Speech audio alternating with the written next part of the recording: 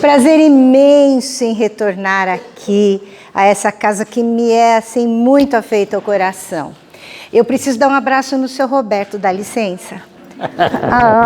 Como vai? Que saudade do senhor. Ah, que bom. Mas já abracei a Hilda antes, viu? Tá? Ela... embora o Tarcísio tenha dito que está na hora de falar dos Josés, né? As Marias estão na frente, tem predileção, né?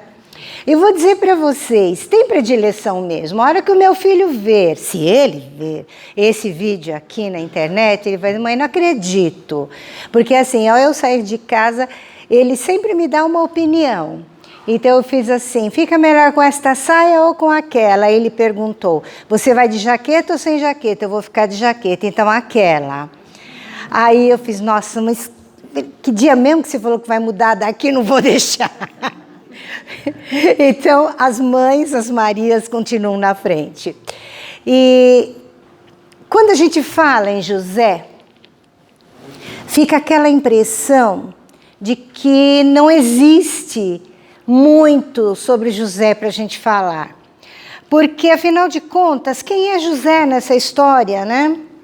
E aí eu vou aqui ler para vocês. Eu não vou saber falar corretamente, mas vai. O nome de pai de Jesus, segundo os evangelhos canônicos, e também segundo os apócrifos, que são os evangelhos não considerados oficiais. Quais são os considerados oficiais? Mateus, Marcos, Lucas e João. Os apócrifos não são considerados, embora eles tragam informações importantíssimas. E existe também o proto-evangelho de Tiago, que na verdade chama-se proto porque é o formato dele. Ele poderia ter sido transformado num evangelho, mas faltou ainda algum conteúdo, alguma consistência, os capítulos são curtos, então ele não é chamado de evangelho, sim proto-evangelho. Pois bem, em todos esses documentos, e inclusive no Corão Sagrado, ele era chamado Yusef Bar Jacó, que significa, no nosso idioma, José, filho de Jacó. Vejam bem, no Evangelho de Mateus e no Evangelho de Lucas, existe uma citação muito pequena sobre ele, dizendo apenas que ele era um homem justo. Não é justo de justiça, de ser um juiz, por exemplo, porque naquele período da humanidade, o idioma então utilizado lá entre os judeus e todos os outros povos era um idioma um pouco mais pobre em terminologias. Então a palavra justo se referia também a bom caráter, uma pessoa de caráter íntegro, um trabalhador, um pai de família que cumpre com seus deveres e por aí vai, né? Mas isso categoriza assim muito no básico de quem foi José. Dos 4 sonhos citados no Novo Testamento, estou falando do Novo, 3 estavam diretamente ligados a José. Quando o anjo o procura e pede-o que não rejeite Maria, quando o anjo o procura e peça que saia para se esconder, para proteger o bebê, né? E aí ele vai para o Egito, e quando o anjo o procura novamente e pede que ele retorne para Jerusalém. Então, na verdade, para Nazaré. Então, José era, acima de tudo, um médium onírico, aqueles médiums que recebem muitas informações através dos sonhos, que já quase não existem, quase não se manifestam, por não haver mais essa necessidade de mediunidades de alguns tipos muito ostensivas se manifestarem. Por que já não existem mais? Porque nós temos toda a codificação espírita, e em especial o livro dos médiuns, que nos orienta, nos esclarece sobre isso. Vamos lá então. Existem vários escritos que falam de toda a história referente à vinda de Jesus. E esses escritos dificilmente tocam o nome de José. No entanto, não fosse José, quem teria guardado o menino? Quem teria corrido com Maria na hora que ela estava para dar à luz? Quem teria proporcionado o pão de cada dia e a educação dentro dos preceitos judaicos? Quem teria levado ele para o templo para ser, então, educado na orientação religiosa de então? Se José não fosse tão importante, Jesus, em muitos momentos do seu caminhar entre nós, ele se referia a Deus como Abba, que significa paizinho. Quando se referia a Deus, né? Ele não teria apenas trazido essa informação se não tivesse vivenciado um lar bondoso, um lar família, um lar onde uma mãe e um pai fossem completamente presentes.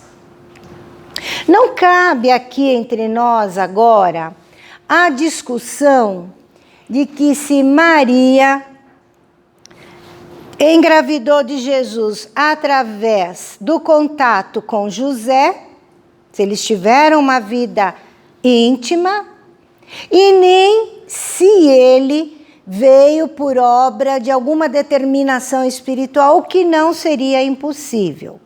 Mas, pensando em termos de educação para nós, aqui, planeta Terra, espíritos ainda extremamente presos à materialidade, pensando na nossa dificuldade de compreender muitos dos ditames espirituais, dos ensinamentos advindos do plano maior.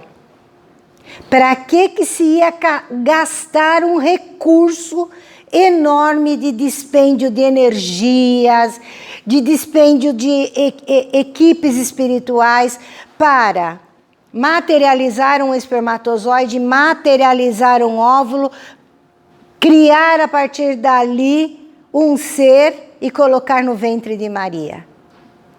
Para que tudo isso? Para provar o quê e para quem?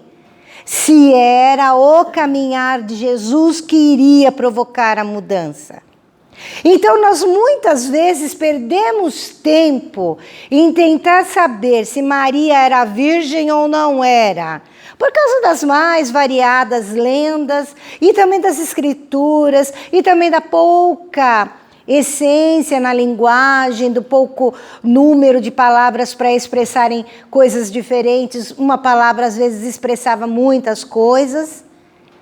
Acabou se criando essa forma misteriosa em torno disso tudo e se deixou de lado o que é mais importante, que é a mensagem de Jesus.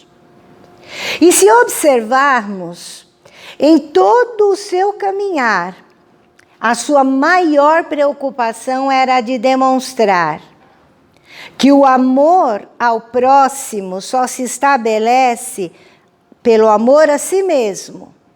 Quando eu compreendo as minhas fragilidades emocionais, os meus equívocos, que eu os cometo o tempo inteiro, quando eu, no falar de Joana de Ângeles, a benfeitora espiritual do médium Divaldo Pereira Franco, quando eu compreendo que tenho sombras e que essas sombras precisam ser acalentadas, reconhecidas e perdoadas, para que a gente, as entendendo, não as alimente para que elas cresçam, ao contrário, nós abraçamos e nos transformamos com isso. Esse é o conhecer-se a si mesmo. Esse é o amar-se. Eu me fortaleço no entendimento desse ser espiritual que eu sou para fortalecer a minha relação com o próximo.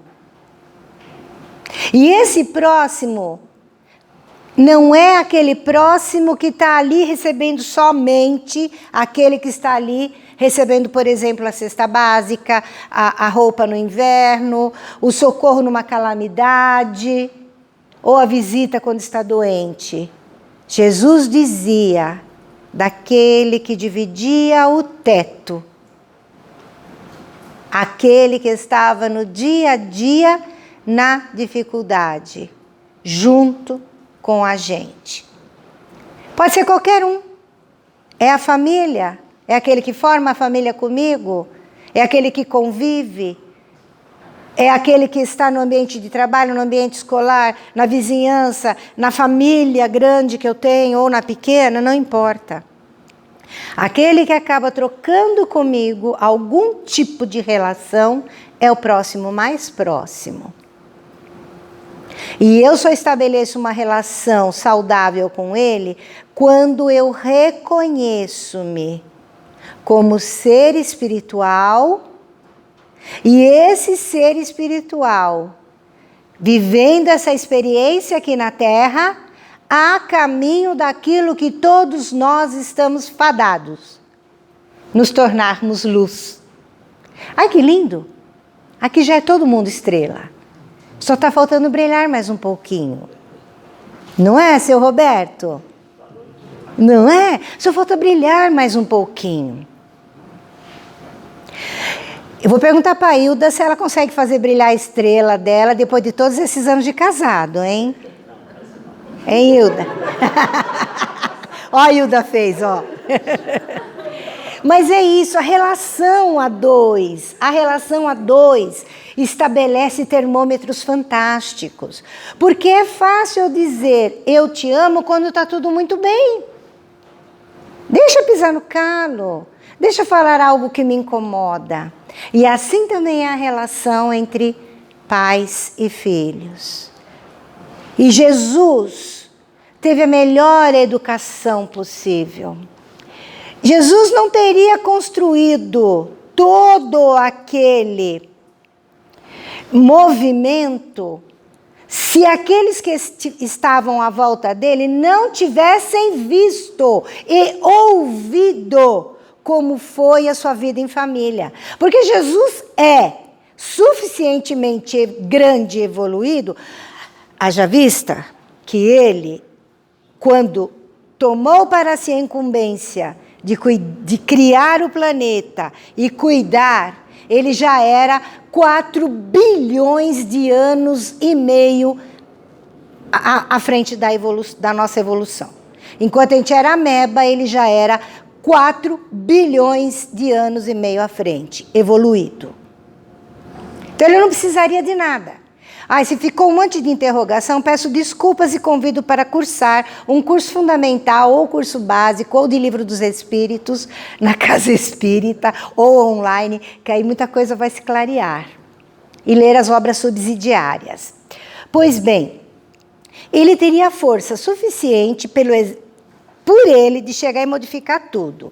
Mas ele preferiu vir através da nossa pequenez, mostrar-se na sua grandeza espiritual, nos mais variados momentos da sua infância, tal qual aquele momento em que Maria e Isabel, a sua prima, mãe de João, o Batista, não é o João do Evangelho.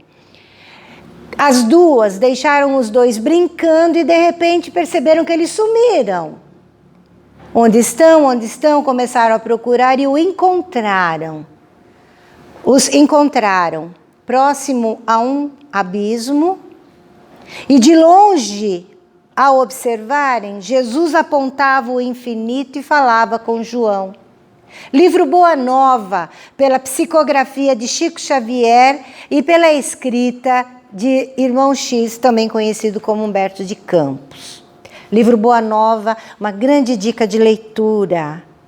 É uma das leituras mais lindas que eu conheço, que fala de todo o período da passagem de Jesus aqui entre nós. No entanto, nem lá fala muito de José.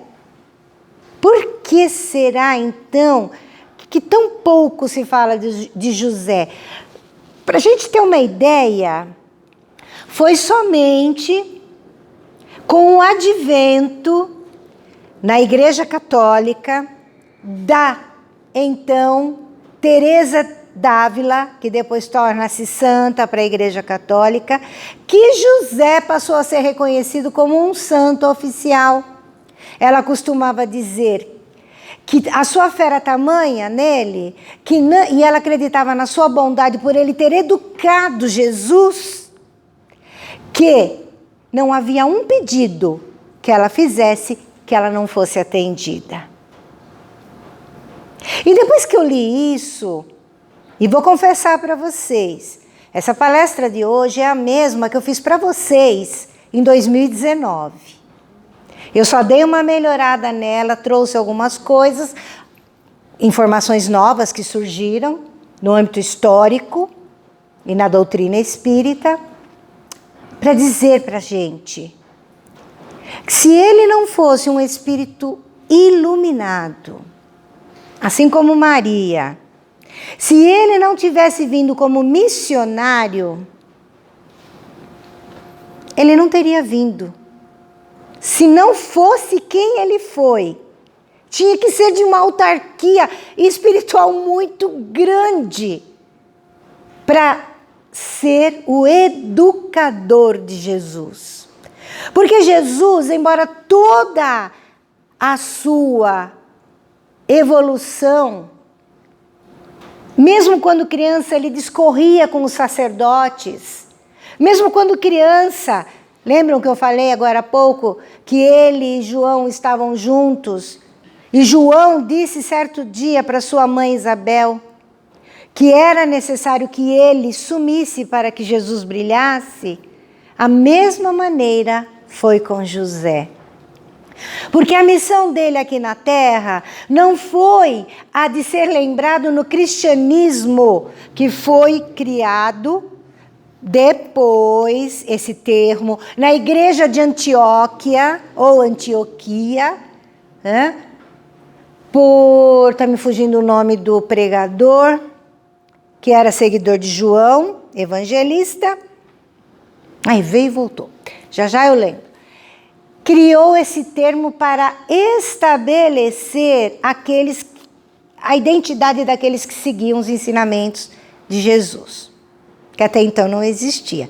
Século II depois da vinda de Jesus. E lá naquele período já não se falava em José.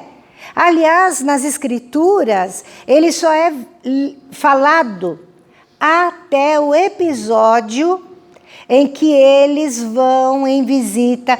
Todo ano iam em visita nas comemorações oficiais até o templo maior. As cidades tinham templos pequenos, mas tinha o maior em Jerusalém.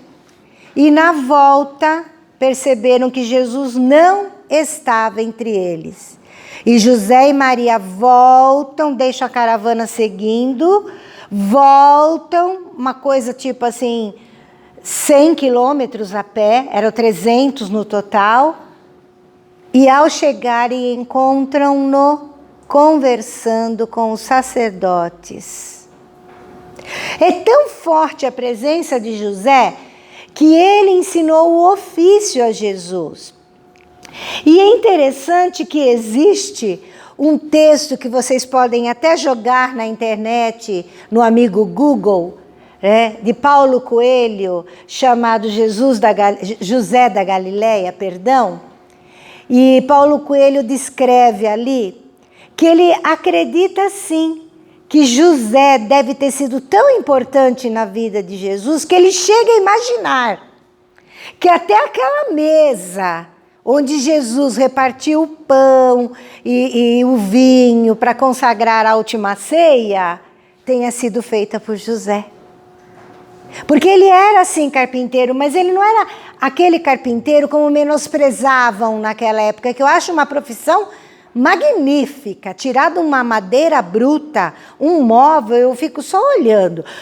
Vou contar uma coisa para vocês, eu me senti um verdadeiro José há uns meses atrás. Eu voltei para São Bernardo, eu estava morando no interior, falei, não, meu canto é lá, voltei, porque eu nasci aqui, aquela coisa, a raiz pega, né? E aí, tô lá, arrumando as coisas, e arruma, e a minha impressora não tinha uma mesinha. E eu tinha lá um armário que o meu filho tinha arrancado as portas para eu poder transformá-lo em prateleira, e as portas ali me olhando, e eu olhando para minha furadeira, para os parafusos, para parafusadeira. Fui lá na internet, ai como eu adoro tecnologia, procurei um tutorial de como fazer uma mesa, e com aquelas 2 portas eu fiz uma mesa. Óbvio, 3 pedaços de madeira, 2 em pé, um na transversal e a tampa, 4 pedacinhos, mas eu fiz. Eu fiquei imaginando que coisa fantástica, um carpinteiro que vai lá e desenha, e recorta, e depois lixa, e depois transforma aquele objeto em algo utilizável, mesmo que seja um objeto de arte, porque ele tem lá a sua função. E aí eu fico pensando, como o autor do texto que eu estou comentando, que realmente ele não era um simples carpinteiro, como tentavam menosprezar, aquele lá é o filho do carpinteiro. Não. Sabe-se pelo correr dos estudos históricos que provavelmente José era muito mais. Ele provavelmente desenhava e fazia todos os móveis da casa, as portas, as estruturas, porque ele não parava de viajar, era o tempo inteiro ele atendendo pedidos. E eles eram pessoas simples, e simplicidade não significa que eles eram miseráveis financeiramente, significa que eles viviam sem exageros. Não combinaria com Jesus viver em opulência, porque o que ele veio ensinar foi exatamente isso, que todos somos iguais diante da criação. E onde Jesus poderia trazer a estimulação, em estando encarnado, com relação a esse ensinamento, senão com a educação recebida através de seus pais, Maria e José. Mas muito mais do pai, porque era o encargo do pai de trazer o pão de cada dia e cuidar da educação dos seus filhos, principalmente os meninos. E da mulher competia todo o cuidado do lar e conduzi-los na orientação moral. A estrutura familiar, então, de Jesus não veio para criar qualquer tipo de sectarismo nessa questão de, tá vendo? Família é pai, mãe e filhos. Isso aí é família de margarina. É aquela que vende margarina no comercial de TV que te faz acreditar que tudo combina. Combina quando existe tolerância, amor, respeito e, acima de tudo, eu te ouço e você me ouve. Diálogo. E era essa a família que ele trazia o exemplo e que ele precisava para poder caminhar e fazer com que aquele povo acreditasse nele. Porque vamos imaginar, Jesus chegou ali depois das bodas de Caná, ele chega ali na beira do lago, vê André e Simão, depois conhecido como Pedro, recolhendo as redes, Simão mais assim, mais sério, e André cantando. Olha para os dois e diz assim: saúda-os, né? E diz assim: vocês querem vir comigo? E eles: mas quem é você? E ele fala quem ele é e já traz consigo uma mensagem. E eles simplesmente o seguem. E passam a acolhê-lo em todos os caminhos. E em todos os momentos vendo o quanto ele ressalta a importância da educação que ele teve e da família que ele veio. Se há algum entendimento equivocado nos evangelhos, tem que ficar claro que eles não foram escritos enquanto Jesus esteve conosco, foram escritos bem depois, e desses que o escreveram, somente um tinha um conhecimento de graduação instrucional maior, que foi Mateus. E Levi, que vinha da medicina. Mateus era cobrador de impostos. Agora os outros foram aprendendo e escreviam conforme falavam. Eles utilizavam o aramaico, eles utilizavam o hebraico antigo, eles utilizavam o grego. O grego na época era como o inglês hoje. Se falava em qualquer lugar e em alguns lugares muito errado. Se tem uma pessoa que falaria o grego errado, seria eu. Porque eu resolvi fazer curso de inglês, com 6 meses a minha professora pôs a mão na cabeça e falou assim: vamos recomeçar? Porque eu não dou conta. Então, assim, imaginem os apóstolos, se eles iam dar conta, né? Com pouco estudo, sendo simples pescadores, por mais espíritos adiantados que fossem. Por trás de todo esse caminhar, de toda essa história magnífica, tem um homem e uma mulher. Mas hoje o que cabe a nós é falar desse homem, que educou porque muito amou. E por muito amar deve ter dito não, deve ter dito aí não pode, deve ter corrigido da maneira que fosse, que entendia que era o correto. Sim, meus irmãos, temos pais que falham no seu compromisso. Mas temos mães que falham também. Sim, temos uma sociedade onde é muito mais fácil eu ir embora e deixar com a maternidade o cuidado dos filhos. Mas eu pessoalmente conheço pais que preferiram assumir para si. Por conhecerem a dificuldade da ex-mulher no administrar o lar e filhos. Então, não se pode julgar as situações que nós enxergamos. Aliás, que juízes somos nós? Quem nos deu a prerrogativa de sermos juízes para julgar a quem quer que seja? Basta-nos a nossa consciência conosco. Nem vamos ter juiz quando nós desencarnarmos. Não vai ter ninguém dizendo: "Ô Helenice, você fez isso, não fez aquilo". É a minha consciência que vai me chamar a atenção e vai dizer: furou, hein, neném? Deixou passar a oportunidade. Falou que não devia. É a consciência que nos marca, que nos chama nisso. E José trouxe para nós esse exemplo magnífico do que é ficar omisso para a história, para que o outro crescesse.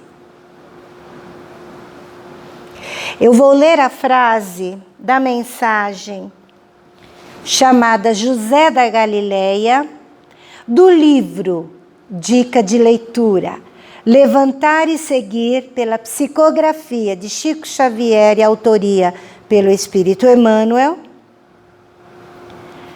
onde ele diz: sem qualquer situação de evidência, deu a Jesus tudo quanto podia dar. A ele deve o cristianismo à porta da primeira hora, mas José, passou no mundo dentro do divino silêncio de Deus.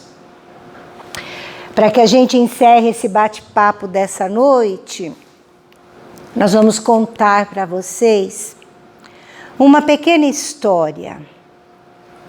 Eu ainda vejo a capa do livro, eu ainda me emociono com as histórias desse livro. Mas um dia, por algum motivo, ele saiu das minhas mãos. E eu não lembro mais nem o nome do livro, nem o autor. Mas a história que mais me marcou, eu lembro. Ele era um pai que afagava o seu filho de 5 anos no colo, que chorava e pedia à mãe. E a mãe tinha morrido há alguns dias. Pensava ele: o que vou fazer?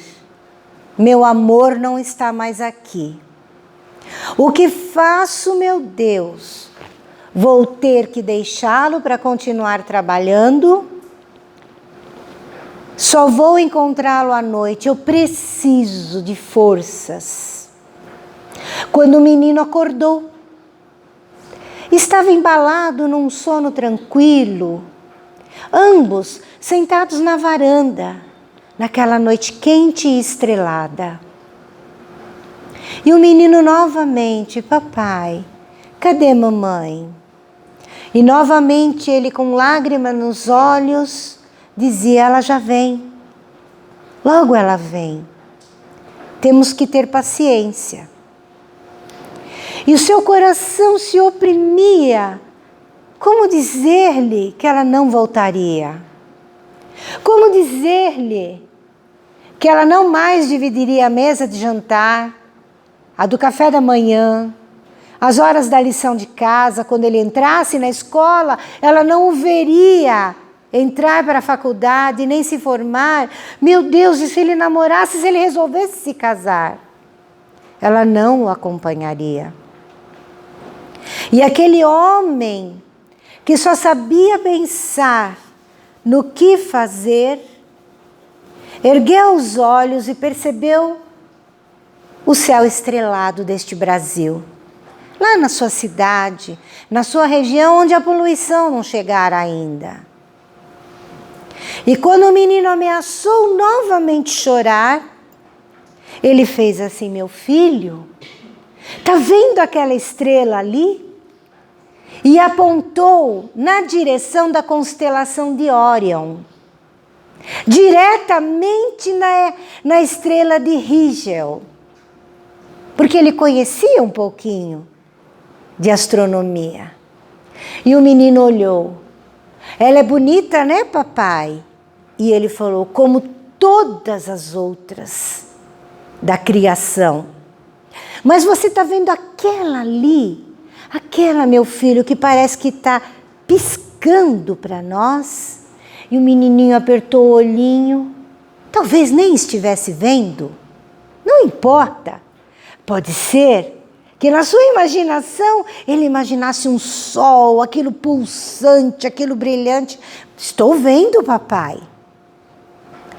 Pois então, contaram-me que cada vez que uma mamãe volta para os braços do Papai do Céu, ela se torna uma estrela. E que nós não devemos chorar aqui na terra, porque ela está ali, olhando para nós. E essa estrelinha piscante é a mamãe sorrindo e mandando tchau para a gente. E o menininho, então, ela foi embora com o Papai do Céu? Foi. Mas olha, ela vai voltar. Um dia ela vai voltar. E naquela noite o menino não chorou. E em todas as outras noites ele não chorou. Só me lembro, queridos irmãos, que o menino se chamava Carlos, autor da história. E que ele disse que já era médico formado e que até hoje mostrava para os seus filhos a vovó brilhando no céu. E mesmo sabendo que se tratava de Rigel e não da sua mãe, para ele era a sua mãe que brilhava no céu. Foi graças a um pai que teve a sensibilidade e, acima de tudo, o amor, ao conduzir aquele filho na situação extremada, que aquele filho cresceu e se tornou um cidadão de bem. Foi graças a um amor de um José, não tão valorizado, não tão aclamado, mas que teve uma importância infinita. Foi graças ao educar amando dele que nós hoje podemos estar aqui falando do seu filho querido e entendendo a importância que é a de homenagear um pai estando conosco ou não, de tentar educar aquele que foi abandonado, que alguma razão teve, mas que ele não foi o culpado. De tentar mostrar para aquele que precisou voltar para a pátria espiritual, que ele voltou porque era necessário. Para tentar respeitar aquele que não foi tão legal assim com a gente e entender que ele talvez seja o mais sofredor de todos, porque deve ter tido uma infância terrível, para ter atitudes que hoje marcam negativamente a vida de um filho.